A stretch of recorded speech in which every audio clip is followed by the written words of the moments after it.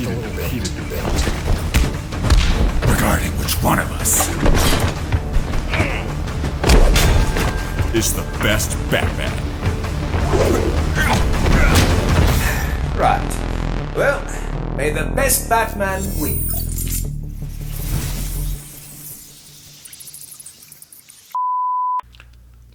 I'm standing here trying to come up with something witty for the intro, and I'm blanking. I have nothing. Because I'm Robo. This here's the rewind.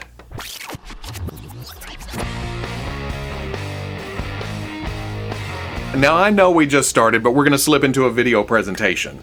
Everyone, pay attention. There will be a test afterwards. Calvin, can you get the lights? Please. Please.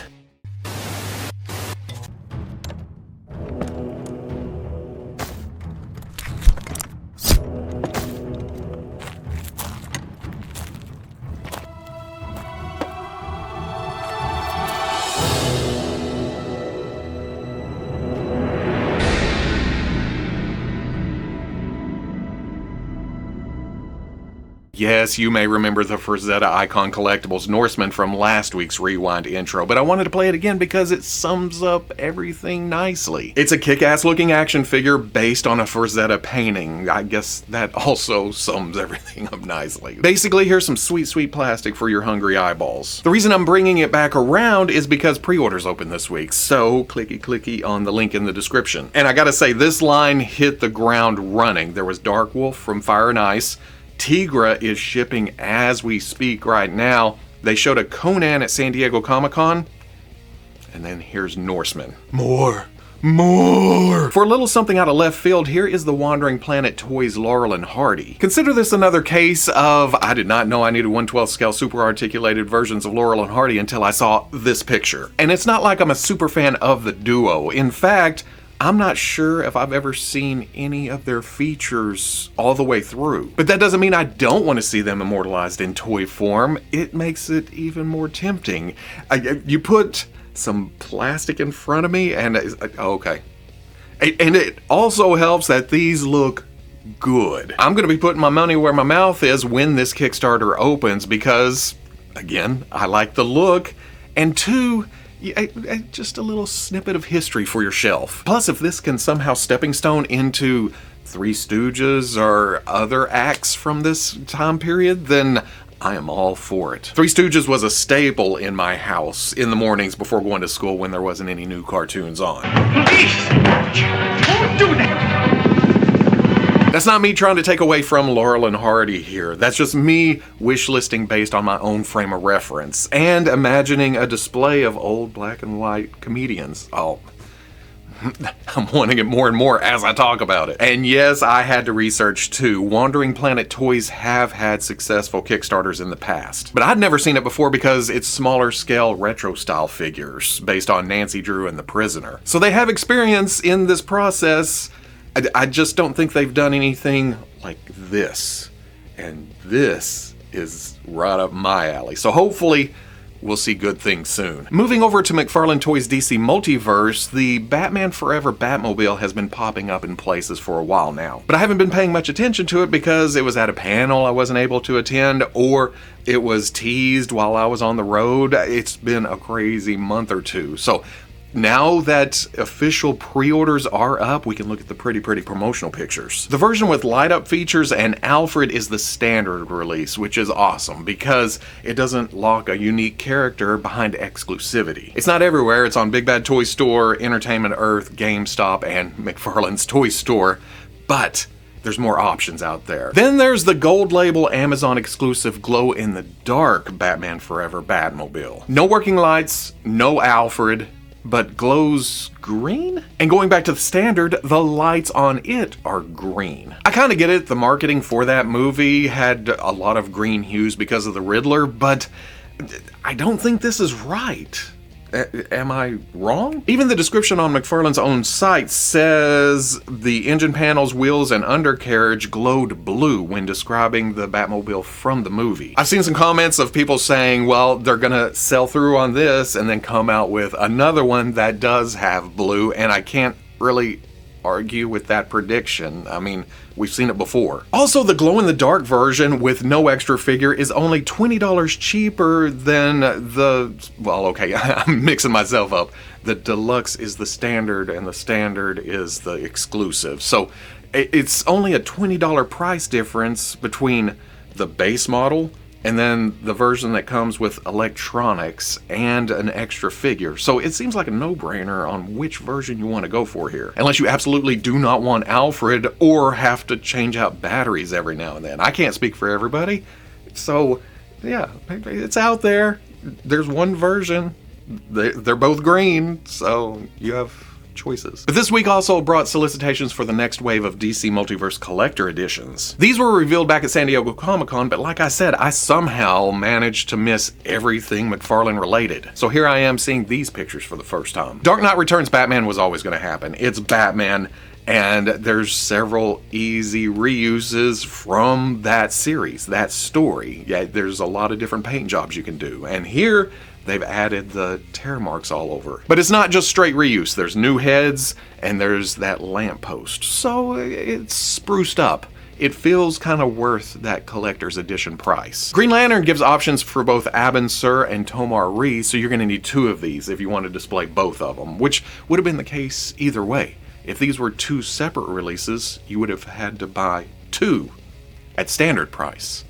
But now, you buy one, you have an extra head, you have to buy another body, and then you have two extra heads that you can use in other places. So, the skin texture on the heads do throw me off. I'm all about some extra detail, but man, it almost matches in with the look of the suit. It goes basketball from head to toe. You know, head to toe. Why did I do that? It's confusing. My eyes don't know where to focus. I love interesting sculpts, but it can also be taken a bit too far. And no, I don't know if the look is accurate to some appearance in a comic or series somewhere. I just know what I feel when I look at toy pictures. That's what comes out of my mouth. It does come with the card stand, though. Thankfully, they are phasing that out because I am sure some people use them, but to me, it's just kind of a waste of space. Give me more stuff for the figures, like with Batman and Huntress. She comes with several face options to change up the look of the figure, and that's just neat. I will take more of that, McFarlane, please. Option parts that enhance the figure and give people more choices with their purchase. What more could you ask for? And oh yeah, another wired cloth cape. More of that too. Then as always, when it comes to collector's edition, there are chases for each release. Batman in a darker color scheme is cool. And that's the only change that I notice. Huntress gets repainted into what I consider a lesser known costume, which is also neat. It's the same character, just a different look. But Green Lantern's swapping out the heads completely to make two new unique characters. Whew, that one kind of hurts. It's hard enough to track down chases in the first place, but now you have to hunt down two... No. The chase comes with both heads. So, all you need is one of the chase and three of the standard release. So maybe there is a method to the madness. You end up with some extra heads, but in the grand scheme of things, it's still not ideal for people who just want to buy the toys. Continuing with DC, this week Mezco put up their exclusive 1/12 collective, The Question. I've always dug this character. He's mysterious, he's a detective, he's got an edge to him. You almost fear him even though he's on the side of heroes, but you see him turn the corner. It's almost Batman, but more noir. You know what I mean? It's kind of that same feel. Like he's in the shadows, but then he steps up. Plus, there's just something about a featureless face. It makes it even more, ooh, okay, I'll tell you whatever you want. I don't remember him using guns and knives much, but you can take those and distribute it to other DC figures that have come out that weren't allowed to have that kind of thing. All in all, it's a good get for your DC, what, Calvin? Dick Tracy? The blank? No. Oh, yeah it is, isn't it? Still blows my mind how fast this sold out. Now, it may have something to do with the quantity they did put up for pre-order. You label something Mezco exclusive and bam, it's gone. Almost like it was planned that way. But at the same time, there seems to be way more Dick Tracy fans out there than I would have predicted. But I guess Mezco has a clue, because when we saw this figure in the case at San Diego Comic-Con, Veeves looked at it and went, well, we're not going to see that for a year or two, and then 3 weeks later. Granted, it's a dude in a suit with an overcoat, some weapons, and a blank face. They're not exactly breaking the tooling budget here. Yeah, I know it comes with more than that. There is the sculpted alternate head with facial features. I was just making a joke. If you want hard-hitting journalism when it comes to your action figures, you are in the wrong place. You know, the same as if you had shown up on the Mezco website 15 minutes after this was announced to go up for pre-order. You're in the wrong place at the wrong time. Yeah, brought it back around. Soft goods brings us into not Marvel territory with the Thunder Toys Hellranger. I somehow missed the original solicitation for this, but that's okay, because now I can look at the pictures and have it available right now, which is kind of dangerous. Half the time I can talk myself out of it because, oh, if I put this for pre-order, it's going to be several months, maybe even a year before it comes out. But when something like this happens, it's like, oh, click! You know what this is? It's a third-party caretaker slash Phantom Rider from Nick Cage's Ghost Rider. The Sam Elliott likeness isn't the greatest, but that's not what I'm looking at. I am staring lovingly at a cowboy Ghost Rider. And the optional parts for that look great. Now, I will say, at first glance when I saw this picture, I was like, that may be the best plastic flames I have ever seen in my life. Then I realized, oh no, that's been enhanced a bit, because here is what the figure actually looks like. And it's not like this is bad, it was just expectations were set higher falsely. I was scrolling through, what? Okay, well that looks good, but man, But if you have money burning a hole in your pocket, there's also a deluxe release with the Hell Horse. It is a statue, there is no articulation, and it does seem a bit undersized when Slade is in the saddle. But it does have a light up feature for some interesting shelf presence. It's unfortunate where they put the USB cable plug in though. It's hidden by the tail, but if you're displaying it lit up, you've got a hose coming out the ass of the horse. So it also adds another $130 to the price, so choose wisely. You know, as we tend to do with this hobby, right? Because nobody says a collector and his money is suit and parted. That just doesn't happen. That brings us to the limited edition Sentinel Fighting Armor Punisher. Or, as I like to call it, the slight repaint of the Sentinel Fighting Armor War Machine. Which makes sense, wasn't that the whole premise of this look from the comics? Was that a what if? Or did that happen in the main universe at some point too?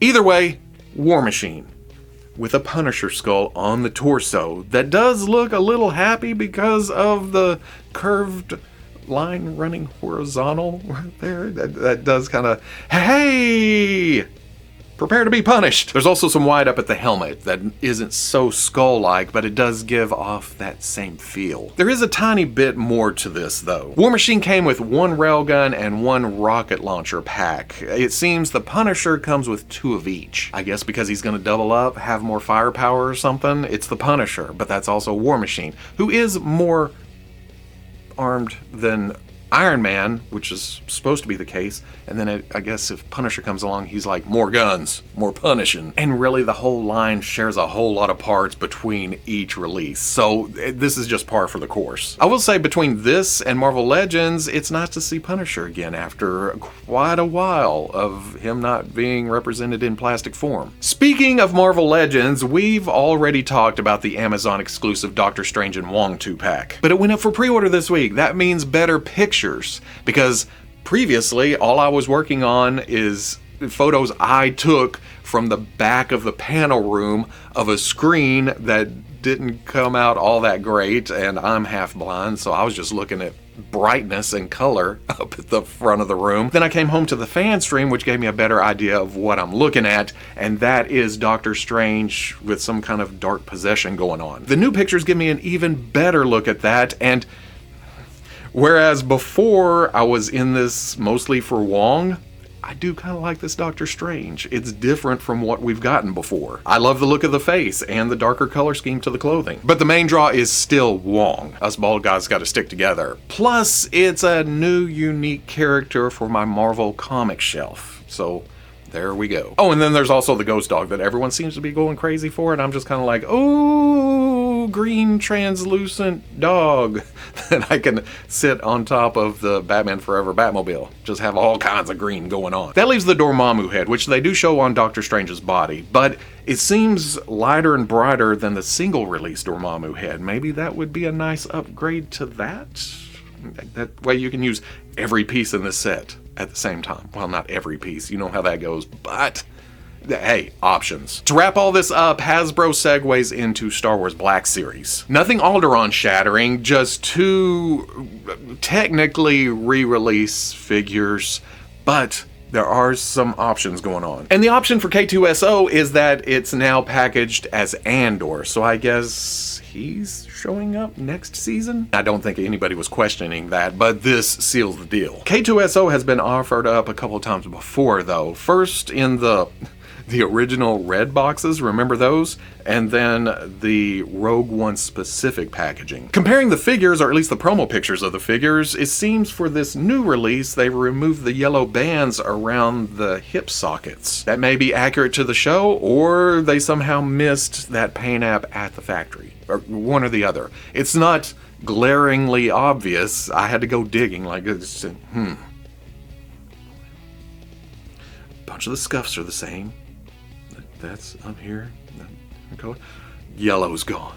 I have something to talk about. I think the new label on the package irks me more. Now, I get they've been doing that with the droids lately, almost a pronunciation type spelling, but that just comes off as an actual Star Wars name. Have we heard from K2SO lately? Excuse me, it's K2SO. It doesn't affect a damn thing in the grand scheme of things. It just jumped out at me. It's odd. I'd much rather focus on the single release of Darth Maul. Now, I did call this reuse, and it is, but that reuse is happening so fast that it's blowing past our... Wait, I don't have this Darth... What's going on?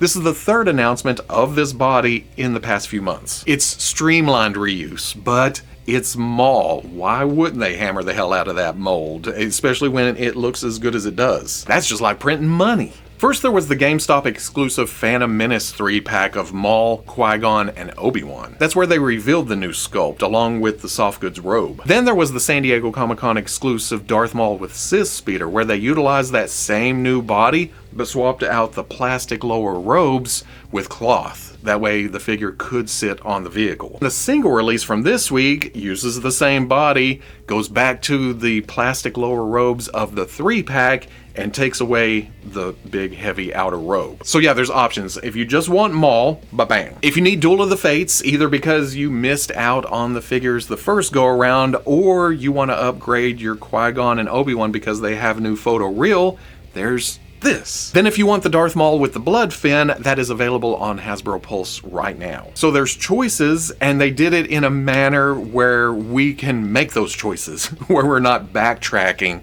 as things come. Oh man, I just bought, what? Why did they do that? So yeah, it works out in our favor. And that's all I have for this week. There wasn't a whole lot, but man, what we did see is good stuff. As always, special thanks to the Patreon, the no-bots, the wind beneath my wings. I'm leaving this in because I have been stumbling this whole episode. I don't know what it was. I woke up on the wrong side of the bed or something, but I've just been go back. I've probably recorded 2 hours for what's going to turn out to be a 18 minutes of footage that's usable, and I just stand here going, mad at myself. Well, as mad as one can get when talking about toys. Had a play day this week, which actually got me motivated in finishing some more customs, but at the same time, I also went digging and found more 3D prints and different characters to make, so the list just gets longer and longer. I start things and then, ooh, shinies. Also got some boxes from Big Bad Toy Store. I think next week we may look at some Monster Force Wave 1, and then I can't decide between, what did I get? Oh, Naga Hide from G.I. Joe Classified series, and then I had to do it. I got the Mattel Masters of the Universe Masterverse Skeletor on Throne. The figure looks good, but oh, that throne may have a few uses around the studio. Oh, I also got the Star Wars Black Series Momon... It's Hammerhead. It's always been Hammerhead. But I did get that. I showed some pictures on my socials of him holding the Power of the Force Hammerhead double barrel heavy blaster thing. It works so good. Yeah, I know my camera had a hard time focusing at a certain spot. It's because of the Hammerhead. It comes in close. It's like if I was to shoot a whole video like this. But the blaster just works. And for those asking, yeah, the figure does come with a regular blaster and then some cups. And I don't know, it's Hammerhead. Looking all awesome. What more do you want? Cheaper price and more plastic? Well, we all want that. It's not like I don't want that, but I don't know. I also don't want to pay property tax on stuff I own free and clear. Or, you know, or have to worry about going to the doctor because of the cost. It's saying, well, I can't go do that. Can't afford that shit. So, man, we're just talking about toys here. That's it. Ah.